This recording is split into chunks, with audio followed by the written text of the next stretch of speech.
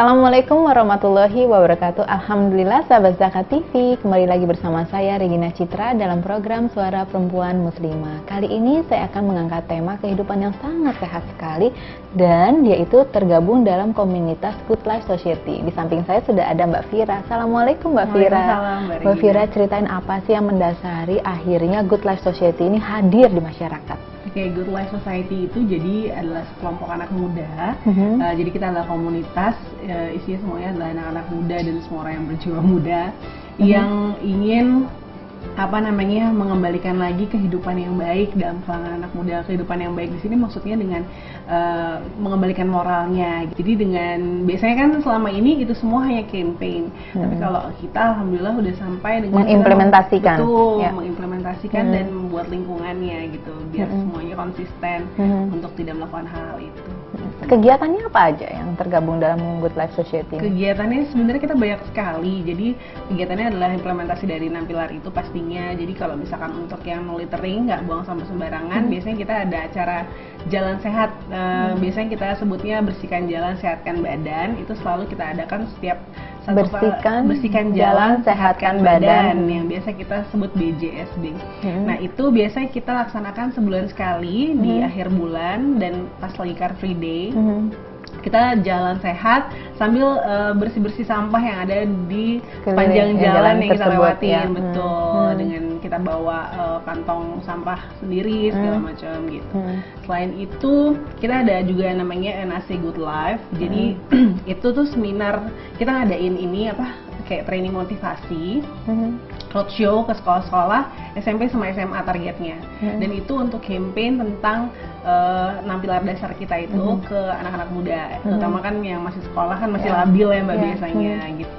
Dan kita kerjasamanya dengan training motivasi NAC, Neuro Associative Conditioning, dan itu seperti kayak terapi untuk mengembalikan trauma-trauma masa kecil, hal-hal buruk, kebiasaan-kebiasaan buruk. Jadi kita roadshow, bundling sama NAC itu, seperti itu. Jumlah anggotanya sendiri sudah cukup banyak? Sekitar 200 orang Mbak. 200 orang di Jakarta semua? Di Jakarta kebanyakan. Jakarta. Tahun berapa ya berdirinya si Good Life? Sebenarnya kalau misalnya untuk diresmiinnya sih kita baru tahun 2011 gitu. Tapi sebelum-sebelumnya untuk kumpul-kumpulnya segala macam sih sudah udah lama Mbak. Sudah lama penggerak-penggerak. Tapi dari mereka-mereka sendiri ini apakah memang ada latar belakang yang mungkin dulunya juga pernah melakukan merasakan yang dari 6 pilar, betul. Ya. Akhirnya dia merubah untuk hidup sehat setelah bergabung. Iya betul. Jadi memang pastinya kita semua punya pengalaman tentang itu gitu. Makanya sebenarnya yang memprakarsai ini ada sahabat kita namanya Mas Madia Wirapati. Jadi dia yang punya ide dari awalnya gitu, dengan didasari oleh melihat dianya juga dulunya yang rokok lah segala macam. Hal-hal kayak gini kan sebenarnya untuk kalangan anak muda tuh udah sangat biasa ya Mbak ya. Itu udah jadi lifestyle-nya kita gitu. Kalau misalnya istilahnya, kalau nggak kayak gitu kita nggak gaul gitu. Nggak ngerokok, minimal ngerokok aja. Terus akhirnya kalau udah ngerokok jadinya kemana-mana kan. Dan kalau kita lagi kumpul, biasanya kan rata-rata anak-anak muda kalau kumpul udah pasti yang dilakukan ya itu berapa batang lah, atau nggak habis itu kita buka botol segala macam, istilahnya kan kayak gitu.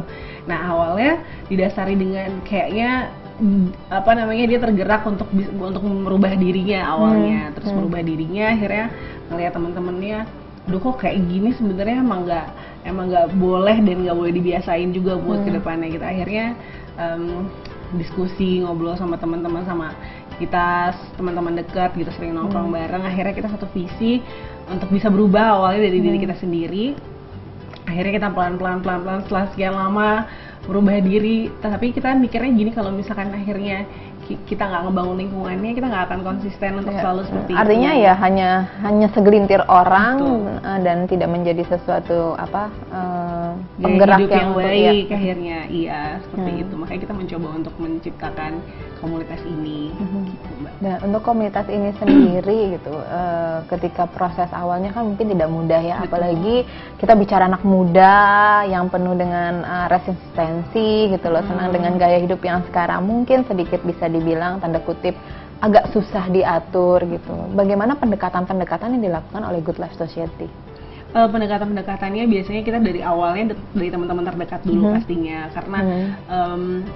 karena itu orang-orang terdekat kita yang bisa juga mempengaruhi diri kita sendiri pasti.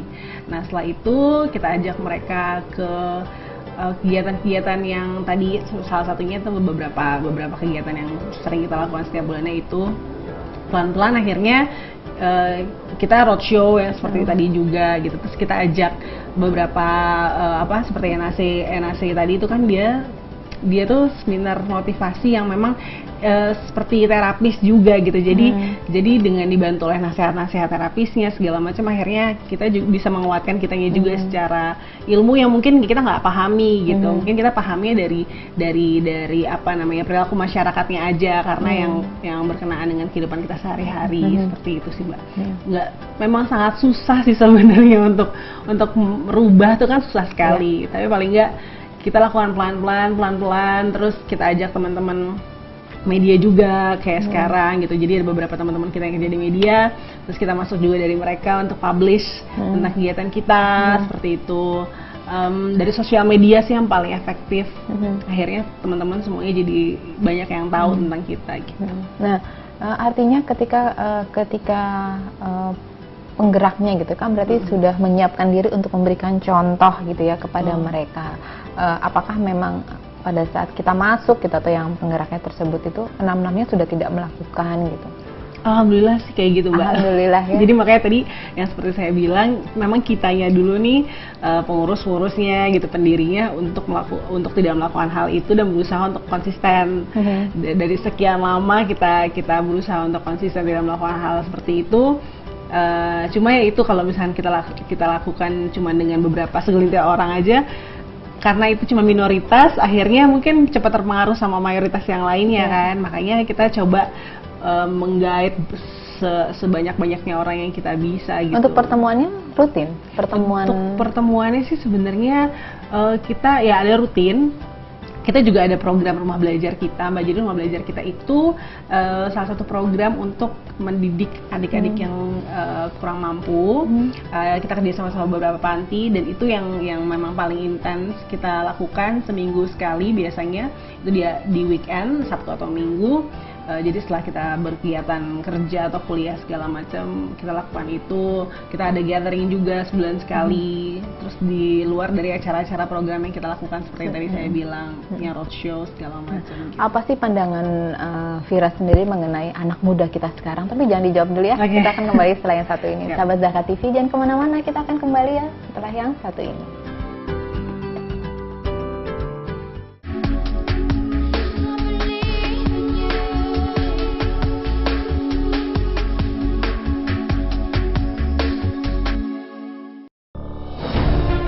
Ketika keindahan dunia merebak keselarasan, berbagi kemesraan. Ketika sejuta tangan merangkai kebahagiaan dalam kehidupan yang harmoni. Ketika zakat Anda wujudkan indahnya dunia.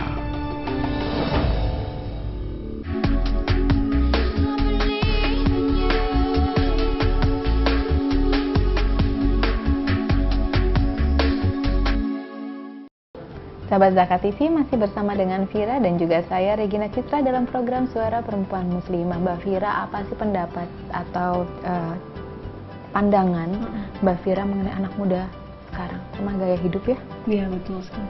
Kalau anak muda zaman sekarang ya udah kita lihat di mana-mana ya Mbak, terutama di media, di sekitar kita aja.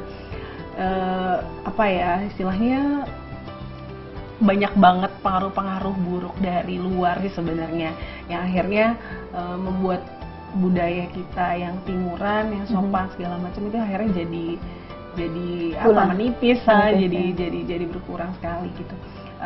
Sebenarnya lifestyle yang kita usung untuk dirubah itu pun sebenarnya mungkin pengaruh besarnya adalah dari luar, karena media internet sekarang udah sangat terbuka dan kita dengan mudahnya mengakses informasi segala macam yang pasti tidak ada protek.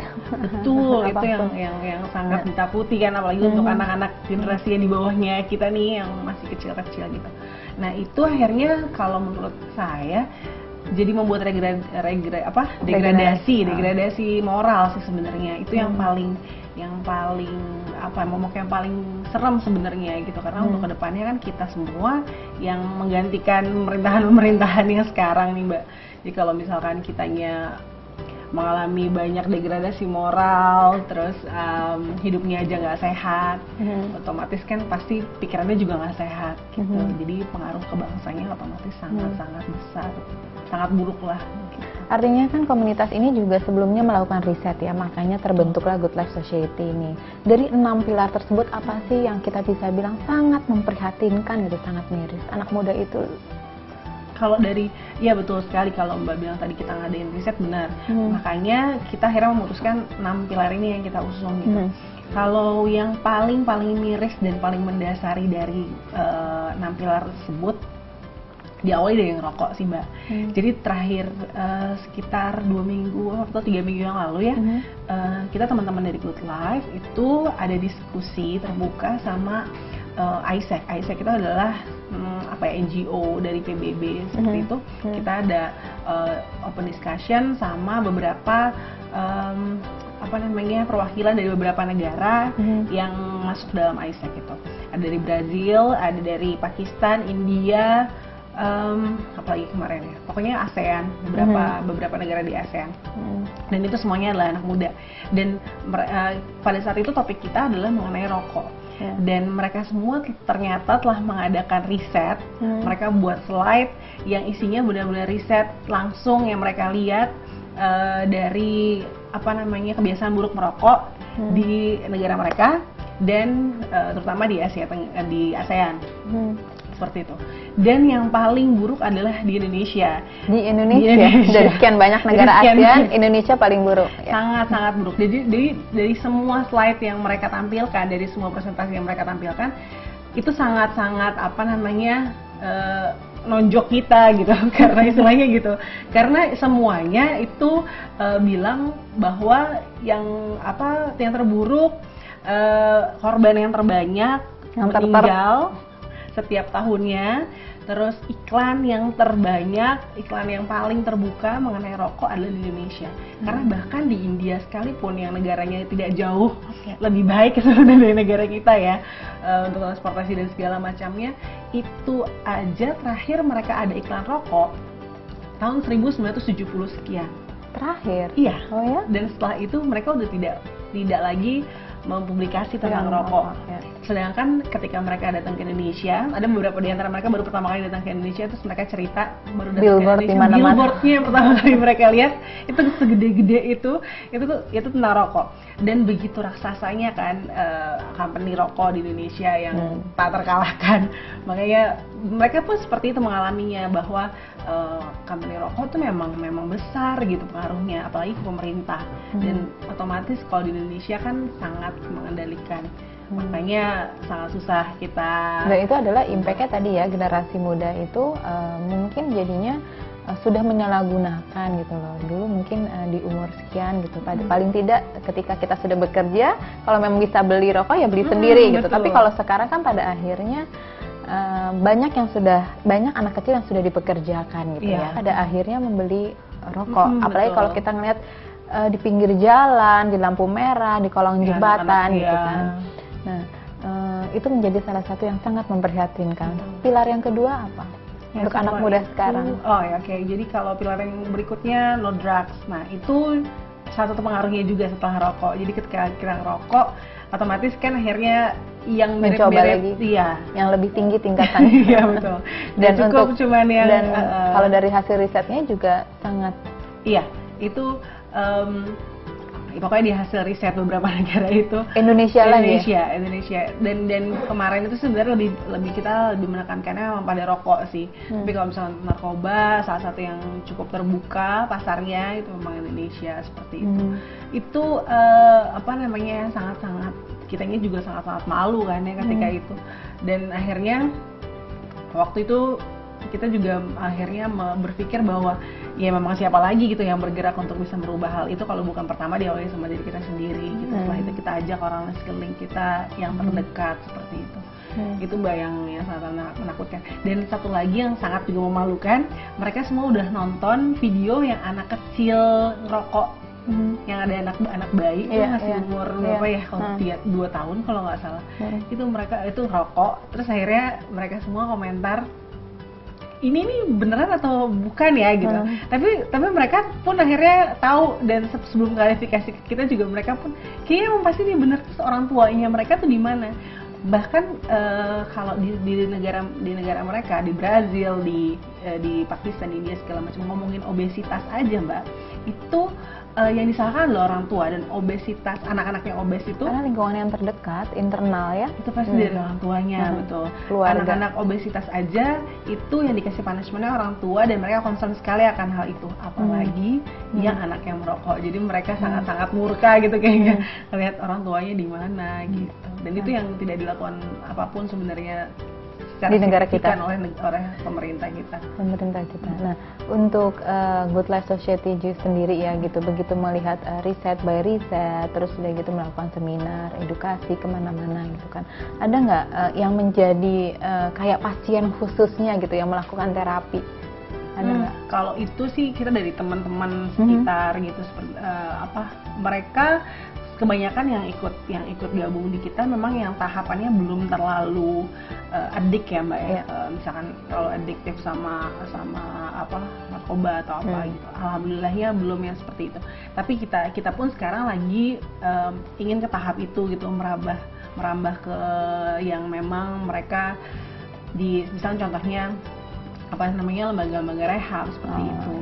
Itu nanti nextnya kita akan seperti itu. Oke. Nanti cerita lagi mengenai kedepannya Good Life ya setelah yang satu ini. Sahabat Zakat TV, kita akan kembali lagi setelah yang satu ini.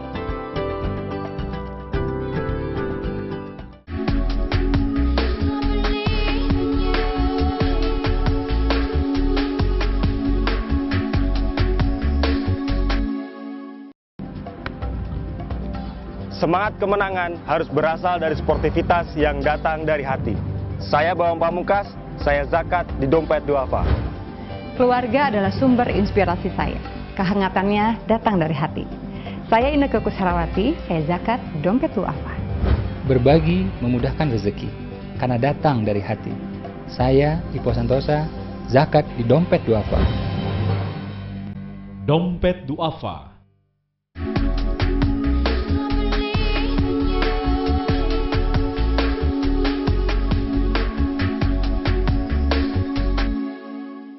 Sahabat Zakat TV, kembali lagi dengan saya dan juga dengan Mbak Fira. Mbak Fira, ke depannya apa yang akan dilakukan Good Life Society? Kedepannya kita lebih menggaungkan apa? Untuk kedepannya kita akan menggaung tetap dengan 6 pilar tersebut, masih dengan itu, dan kita memang sekarang lagi intens untuk bukan cuma publishing di sosial media, tapi benar-benar ke semua media yang bisa kita jabah istilahnya, kita masuki. Dan kita juga sekarang selalu banyak membuka banyak kerjasama dengan lembaga-lembaga seperti LSM atau komunitas-komunitas lain yang satu visi dengan kami gitu. Jadi satu saat nanti kita inginnya kita bisa kumpul sama-sama, komunitas-komunitas yang satu visi, yang mempunyai visi hidup yang sehat, hidup yang baik, LSM didukung dengan LSM mungkin yang ada, NGO segala macam, ingin membuat satu pergerakan. Untuk spesifiknya pergerakannya seperti apa mungkin nanti akan kita sama-sama diskusikan lagi gitu. Tapi saat ini networking itu Mbak yang lagi kita benar-benar bangun gitu. Nah, kalau dari Mbak Fira sendiri, Mbak Fira itu membawahi bidang apa di Good Life Society? Kalau aku sebagai humasnya. Sebagai humas, apa aja peran humas yang dilakukan selama ini? Kalau benar-benar seperti Mbak ya, juru bicara banget gitu. Jadi kalau misalnya ada itu teman-teman dari media, terakhir kemarin kita ada live report dari radio anak muda juga, itu pun akhirnya ya saya pastinya yang turun untuk kasih informasi lebih lanjut mengenai Good Life. Terus dengan teman-teman yang kita kunjungi di sekolah-sekolah pun gitu, saya alhamdulillah yang di depan untuk kasih tahu tentang apapun yang informasi mereka ingin tahu tentang Good Life seperti itu. Nah, sekarang ini kan bisa dibilang anggotanya 200 ya? Kita 200 orang yang memang terlibat atau bergabung dengan Good Life Society gitu ya. Nah, dari 200 orang ini apakah memang kondisinya gitu loh sekarang ini sudah benar-benar good life? Sudah bisa dibilang seperti itu? Kalau dibilang seperti itu masih on progress ya Mbak ya, karena secara kalau misalnya kita lagi bareng-bareng sih gitu, kelihatannya kita semua sama gitu, kita semua ya good life banget. Tapi kan kita nggak tahu kalau misalnya ketika di luar, tolak ukurnya gimana? Apakah mereka mendapatkan raport? Oh ternyata dia masih seperti kalau kita nggak sampai akhirnya buat barometernya, tolak ukurnya seperti itu sih nggak, karena kita nggak mau terlalu mendikte gitu ya, atau membatasi ruang gerak teman-teman ya. Akhirnya nanti kan mereka takutnya malah merasa tidak nyaman gitu dengan lingkungan itu. Kita membuat segala sesuatunya alami aja, terus dan kita mengajak mereka untuk sama-sama dewasa berpikir gitu, dengan selalu kita ajak mereka berkegiatan aktif di dalamnya gitu. Itu dengan kayak gitu kan sebenarnya tanggung jawabnya akan tumbuh secara sendirinya gitu kan. Mereka mungkin dengan bersinggungan sama teman-teman ketika misalnya lagi roadshow Nasi Good Life, terus mereka campaign, tapi mereka sendiri masih melakukan itu kan, akhirnya mereka akan malu sendiri. Dan kita pun sangat-sangat menerima teman-teman yang memang yang mau, yang masih mereka punya bad habit itu untuk bisa berubah, itu sangat-sangat open gitu Mbak. Betul, karena kitanya pun dulunya seperti itu. Nah, sedikit menyinggung tadi mengenai good life ya, kita mungkin sudah meninggalkan 6 pilar tersebut. Apakah nanti atau saat ini sudah melakukan pola makan yang sehat, hidup yang sehat, itu sudah dilakukan? Kalau untuk pola makan yang sehat seperti itu, misalkan olahraga, kalau olahraga memang iya kita lakukan itu, karena salah satunya dengan program yang itu ya, yang jalan sehat itu, jalan sehat ya. Dan alhamdulillah juga kita membuat sub komunitas yang di bawah yang dinaungi oleh Good Life Society Mbak. Jadi itu bergeraknya di bidang olahraga juga, terus talent juga, jadi kayak hobi-hobi misalkan kayak dance, terus musik. Jadi ada beberapa band juga kita buat, terus futsal, sering kita ngadain main futsal bareng setiap seminggu sekali seperti itu. Jadi untuk olahraga memang alhamdulillah kita sering ada gathering bareng untuk olahraga sama-sama. Tapi kalau misalkan untuk yang makan sehat itu kita semua sih lagi sama-sama menuju. Tapi itu baru secara personal aja, jadi baru beberapa orang kayak gitu food combining. Itu pun kita kasih kayak materi-materi food combining segala macam, itu pun masuk dalam materi yang akan kita sampaikan di salah satu program kita juga ada. Kita jadi kayak kalau gathering kita buat namanya garasi belajar kita, jadi itu setiap 1 bulan sekali juga kita buatnya. Jadi kita undang orang ahli untuk kasih materi tentang apapun materi yang kita ingin sampaikan setiap 1 bulan sekali itu. Dan salah satunya mungkin ada food combining, salah satunya pun yang Isaac kemarin itu kita undang pembicara sosial media segala macam gitu. Dari food combining, terus kedepannya ada apa lagi? Kedepannya banyak banget sih rencananya. Soalnya mungkin bisa di-share sama teman-teman Zakat TV kan. Artinya semakin memotivasi mereka untuk benar-benar merubah gaya hidup dan mungkin insya Allah bisa bergabung dengan Good Life Society. Oke, jadi kalau misalkan untuk teman-teman yang mau bergabung dengan Good Life Society, nggak usah nggak usah malu, nggak usah ngerasa takut, aduh ntar gue bisa nggak ya berubah atau enggak. Paling tidak mengurangi ya? Iya, minimal sebenarnya kita jadi orang yang lebih baik sesuai ukuran kita aja dulu sebenarnya gitu. Kita buat ukuran yang yang standar ya, dengan 6 pilar itu adalah biar kita bisa tahu tolak ukur secara bersama-sama seperti apa gitu. Tapi diawali dengan niat baik sebenarnya Mbak, itu dulu. Setelah itu langsung aja kontak kita bisa gabung dengan kita tuh gampang banget. Pokoknya ikut aja kegiatan kita, akses kita di www.goodlifesociety.com, atau Twitter kita ada di @goodlifeid, goodlife_id, atau cari kita di Good Life Society, ada di Facebook juga kita. Nah itu bisa akses semua. Kita balik lagi ke 6 pilar tadi ya, mungkin ini menjadi sorotan juga gitu. Bagaimana cerita, mungkin Mbak Fira juga mendengar langsung cerita yang tadi mengenai violence tadi ya, yang kekerasan tadi. Tuh sedih banget ya. Iya banget kenyataannya.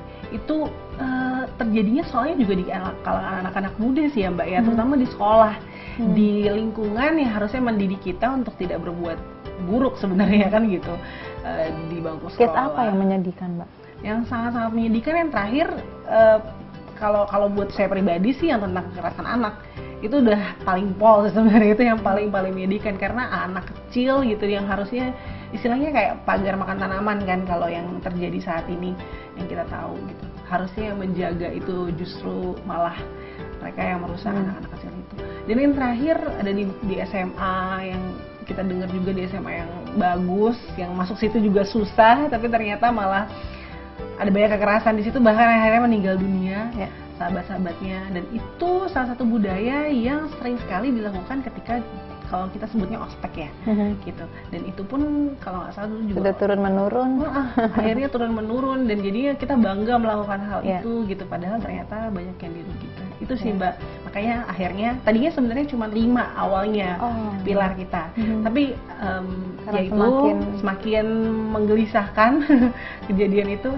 Ya udah akhirnya kita masukkan satu campaign kita ini No Violence gitu. Aduh Mbak Fira, mudah-mudahan Good Life Society-nya kedepannya semakin sukses dan semakin banyak anggotanya dan benar-benar bisa menerapkan 6 pilar tadi ya. Ya, terima kasih Mbak. Insya Allah kedepannya kita bisa ngobrol lagi di waktu dan terima kasih banyak. Sahabat Zakat TV, demikianlah pembicaraan saya dengan Mbak Fira. Mudah-mudahan minggu depan kita akan ketemu lagi dengan tema dan narasumber yang berbeda. Wassalamualaikum warahmatullahi wabarakatuh.